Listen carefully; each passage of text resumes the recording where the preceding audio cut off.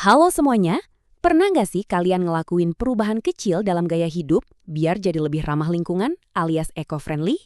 Pertanyaan ini sengaja banget saya pinjam dari halaman pertama buku teks kita hari ini loh. Jadi gini, di sesi bedah materi kali ini, anggap aja saya ini teman belajar kalian. Kita bakal ngupas tuntas cara paling gampang buat mahamin dan nginget kosakata bahasa Inggris buat ujian nanti. Dan yang bikin seru, kita bakal pakai tema rumah ramah lingkungan buat bedah materinya. Yuk kita mulai. Jujur aja ngomongin grammar atau tata bahasa tuh kadang emang bikin pusing duluan kan? Kayak ngerasa harus hafal seisi kamus. Tapi coba deh ubah mindset kalian dari sekarang. Tata bahasa itu sama sekali nggak nyeremin kalau kalian sadar satu rahasia ini. Kata-kata dalam bahasa Inggris itu sebenarnya persis banget kayak mainan balok Lego. Ya, balok warna-warni yang sering kita mainin waktu kecil. Kalian tinggal ambil satu kata, sambungin sama kepingan lain, tiba-tiba maknanya jadi beda dan bener-bener baru. Konsep Lego ini nih yang bakal nyelamatin nilai ujian kita nanti. Biar belajarnya lebih terarah, ini nih contekan materi kita hari ini. Kita bakal bahas trik cepat kosakata, terus lanjut ke tur Eco Homes, kenalan sama kata benda majemuk, bahas awalan kata, akhiran kata, dan pastinya kita tutup pakai latihan tebak kata. Oke, let's dive into this. Langsung aja kita masuk ke poin pertama kita, trik cepat kosakata. Dan sekarang, poin kedua. Mari kita jalan-jalan virtual di tur Eco Homes kita. Rahasia utama buat jago di materi ini tuh sebenarnya bukan ngapalin ribuan kata sampai begadang. Kuncinya itu cuma paham cara ngebongkar pasang si blok-blok bahasa tadi. Nah, biar nggak cuma teori, coba perhatikan deh ilustrasi rumah-rumah super unik dari buku cetak kita ini. Keren banget kan? Di sebelah kiri itu ada rumah pohon atau tree house, lengkap dengan tangga kayunya yang estetik. Terus di kanan ada yurt, tenda melingkar tradisional yang kelihatannya padat tapi ternyata muat ranjang susun. Malah ada juga motorhome yang jalan pakai tenaga surya dan kayuhan sepeda. Nah, kata-kata spesifik yang dipakai buat namain benda-benda unik inilah yang bakal jadi bahan eksperimen kita hari ini. Masuk ke poin ketiga, kita bakal ngebahas yang namanya kata benda majemuk, atau bahasa kerennya compound nouns. Nah, disinilah trik Lego kita mulai dipakai. Teknik pertama kita adalah ngegabungin dua kata yang udah utuh, disatukan biar jadi satu kata baru dengan makna yang sama sekali beda. Kalau di buku teks, definisinya simpel banget. Compound noun adalah kata benda yang terbentuk dari penggabungan dua kata yang lebih kecil. Udah sesederhana itu. Nggak usah panik duluan dengar istilah grammar. Kata A ditambah kata B, jadilah kata C. Gampang kan? Yang seru dari trik ngegabungin balok Lego ini adalah gimana cara kita nyambunginnya. Kadang-kadang mereka tuh nempel rapat tanpa celah, tapi kadang ada spasi di tengahnya. Nah, ini yang kita sebut closed dan open compound words. Coba ingat lagi dari tur rumah kita tadi. Kita ketemu kata tree house untuk rumah pohon dan bedroom untuk kamar tidur.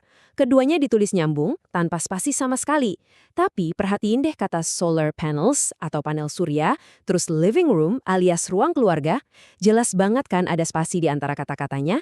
Nah, walaupun kelihatannya beda, jangan ketipu ya, mereka ini sama-sama berstatus compound noun loh.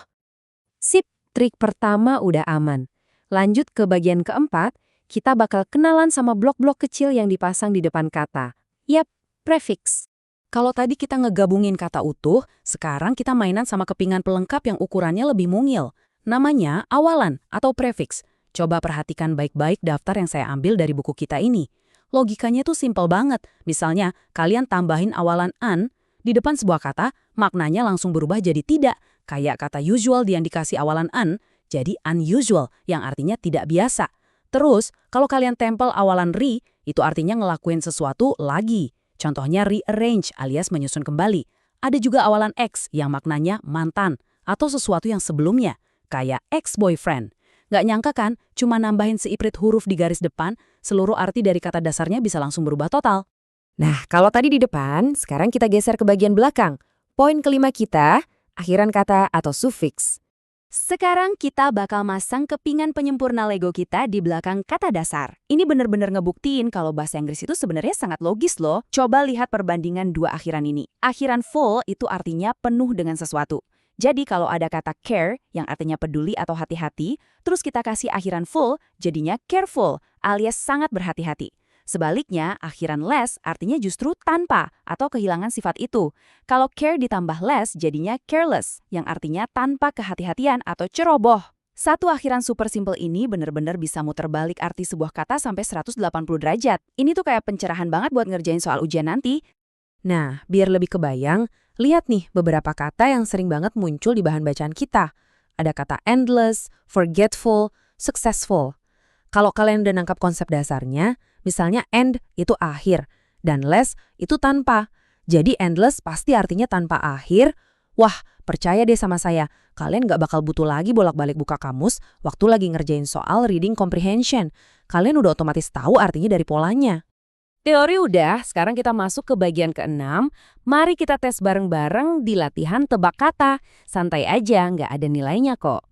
Nah, ini dia saat pembuktian. Kita pakai contoh iklan cari teman sekamar dari buku teks kita ya. Kita bakal isi bagian yang kosong pakai kata-kata dasar yang udah disediain. Coba perhatikan iklan yang satu ini. Di situ tertulis, dicari teman sekamar yang ekstra titik-titik untuk menjaga barang antik. Dan kata dasarnya adalah care. Kira-kira, kepingin apa yang harus kita tempel di situ? Yap, betul banget. Kita tambahin akhiran full, jadi careful. Terus di bagian lain, ada yang nyebutin lingkungan yang titik-titik dengan kata dasar peace atau damai. Tinggal tambahin full lagi, jadi peaceful, penuh kedamaian.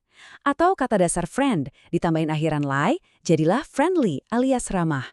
Tinggal cocokin aja kepingannya, biar nyambung sama konteks kalimatnya. Asli, gampang banget kan? Gak kerasa ya, tahu-tahu kita udah sampai di penghujung materi. Kalian udah lihat sendiri gimana asyiknya mainin kosakata bahasa Inggris pakai prinsip compound nouns, prefix, dan suffix layaknya ngebongkar pasang balok Lego. Mulai dari ngebedah jenis rumah-rumah eco-friendly yang keren banget, sampai ngisi iklan pencarian teman sekamar, semuanya jadi masuk akal. Nah, sebelum kita berpisah, saya punya tantangan kecil nih buat kalian. Kalau kalian diberi kebebasan mutlak buat bikin satu kata bahasa Inggris yang benar-benar baru, dengan ngegabungin berbagai awalan dan akhiran yang kita pelajari hari ini, kata apa yang bakal kalian ciptain, dan kira-kira apa ya artinya? Coba deh pikirin dan eksperimen sendiri. Teruslah bermain dengan kata-kata ini, dan sampai ketemu di sesi belajar kita selanjutnya ya. Semangat belajarnya ya!